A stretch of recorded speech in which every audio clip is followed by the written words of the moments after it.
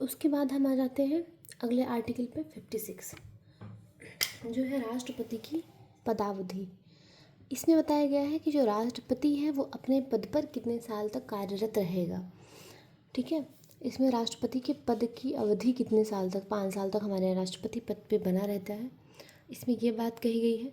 फिर आर्टिकल 57 पे आते हैं, तो इसमें कहा गया है कि पुनः निर्वाचन के लिए पात्रता, मतलब पुनः निर्वाचन हमारे यहाँ राष्ट्रपति का हो सकता है। जैसे अमेरिका में 2 बार से ज़्यादा राष्ट्रपति अपने पद पे निर्वाचित नहीं हो सकते हैं, लेकिन हमारे यहाँ ऐसा कोई नियम नहीं है। हम कितने भी साल तक राष्ट्रपति को निर्वाचन की पद्धति से राष्ट्रपति चुन सकते हैं, मतलब हमारे यहाँ राष्ट्रपति पुनः निर्वाचन के लिए पात्र होता है। ठीक है, अगली बार है निर्वाचन अर्हताएँ। ठीक है, कि मतलब निर्वाचन के लिए क्या क्या चाहिए होता है। राष्ट्रपति के निर्वाचन के लिए वो भारत का नागरिक होना चाहिए। ठीक है, और फिर आते हैं पद की शर्तें। वो लोकसभा के सदस्य बनने की योग्यता रखता हो, वो किसी सरकारी पद पे ना हो। ठीक है, ये सारी शर्तें हैं। उसके बाद हम आ जाते हैं आर्टिकल 60 वाला आर्टिकल। देखो 59 तो इतना नहीं पूछता है, तो आर्टिकल 60 हर मतलब किसी न किसी एग्ज़ाम में हमको लग रहा है पूछ ही लिया जाता है हर बार कि राष्ट्रपति की शपथ से संबंधित अनुच्छेद कौन सा है। तो शपथ से आप लोग याद रखिएगा, और एक चीज़ याद रखिएगा कि सिर्फ जब हमारे यहाँ शपथ होती है, राष्ट्रपति की शपथ, उपराष्ट्रपति की शपथ, राज्यपाल, इनकी शपथ छोड़ के बाकी सबकी शपथ का प्रावधान तीसरी अनुसूची में किया गया है।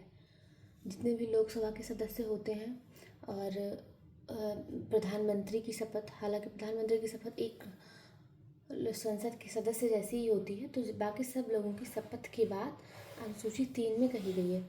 लेकिन राष्ट्रपति और उपराष्ट्रपति और राज्यपाल, इनसे रिलेटेड आर्टिकल अलग हैं, तो लोग कंफ्यूज ना हो जाएं कि शपथ से संबंधित तीसरी अनुसूची में सारी बातें कही गई हैं। इसलिए शपथ हमेशा अलग से पूछ लेता है कि राष्ट्रपति की शपथ की बातें कहाँ कही गई है। आर्टिकल 61 में क्या कहा गया है, महाभियोग। ठीक है, राष्ट्रपति पर महाभियोग लगाया जा सकता है। महाभियोग किस आधार पर लगाया जाएगा, संवैधानिक कदाचार। हालांकि बताया नहीं है संवैधानिक कदाचार क्या होता है, लेकिन राष्ट्रपति पे महाभियोग लगाया जा सकता है। अच्छा, महाभियोग की प्रोसेस, और जो सुप्रीम कोर्ट के जजेस होते हैं CJI, उनकी भी राष्ट्रपति पद, उनको उनके पद से हटाने की जो प्रोसेस होती है वो सेम होती है, लेकिन उनके पद को महाभियोग नहीं कहा जाता है। उनके पद का नाम है रिमूवल ऑफ पोस्ट, मतलब उनका पद से हटना। और राष्ट्रपति के सिर्फ महाभियोग का प्रयोग राष्ट्रपति के लिए होता है। हालांकि सबके और भी जैसे उनके चुनाव आयुक्त हैं, उनकी भी हटाने की प्रक्रिया संसद के सदनों में चलाई जाती है, लेकिन उसके लिए हम महाभियोग शब्द का प्रयोग नहीं करते हैं। ठीक है, आगे आते हैं। तो ये आर्टिकल 65 देखो 61 तक है, 61 तक दिया गया है। ठीक है, उसके बाद हम देखते हैं कि 62 में जो राष्ट्रपति हट जाते हैं, तो उसकी जगह हम किसको रखते हैं, आकस्मिक निर्वाचित रिक्ति को भरने के लिए जो नियम है। हालांकि यहाँ पे हमने डालना भूल गया, लेकिन देख लीजिए उतना इम्पॉर्टेंट भी नहीं है कि आकस्मिक जो मतलब रिक्त हो जाता है पद, तो उसके स्थान पर कौन आता है। तो उसके स्थान पर क्रमशः राज्यसभा का मतलब उपराष्ट्रपति आता है। ठीक है, राष्ट्रपति के बाद अगर उपराष्ट्रपति भी नहीं आता है तो CJI आता है उस पद को ग्रहण करने के लिए। तो इसमें हम आर्टिकल 62 डालना भूल गए हैं, आप एक बार देख लीजिएगा। अब आर्टिकल 65 में क्या है, 65 भी प्रेसिडेंट से रिलेटेड है, हालांकि डायरेक्टली नहीं है पर इनडायरेक्टली है।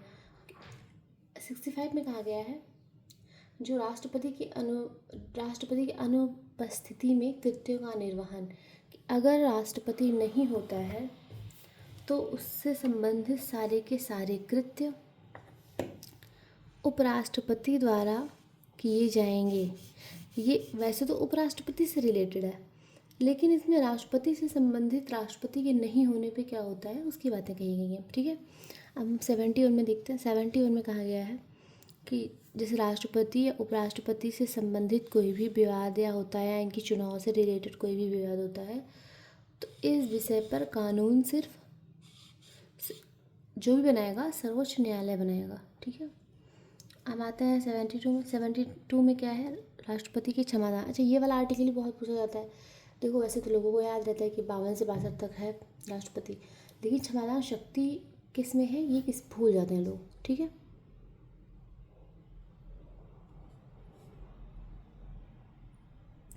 तो राष्ट्रपति की क्षमादान की बात किस आर्टिकल में कही गई है, तो ये कहा गया है आर्टिकल 72 में। क्षमादान की शक्ति, निलंबन, परिहार, लघुकरण, ये सारी बातें कही गई हैं आर्टिकल 72 में। उसके बाद 74 में क्या कहा गया है, राष्ट्रपति की सहायता हेतु एक मंत्री परिषद होगा। मतलब ये जो राष्ट्रपति की सहायता के लिए एक मंत्री परिषद बनेगा। जो प्रधानमंत्री होता है उसको राष्ट्रपति नियुक्त करता है, ठीक है, कार्यपालिका को चलाने के लिए।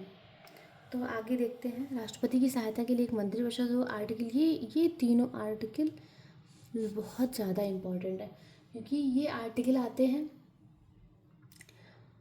ये संसद में आ जाते हैं, ठीक है, सॉरी कार्यपालिका में ये संबंधित है, मतलब कार्यपालिका से संबंधित है, कार्यपालिका में, और मतलब संसद संबंधी अनुच्छेद हैं ये।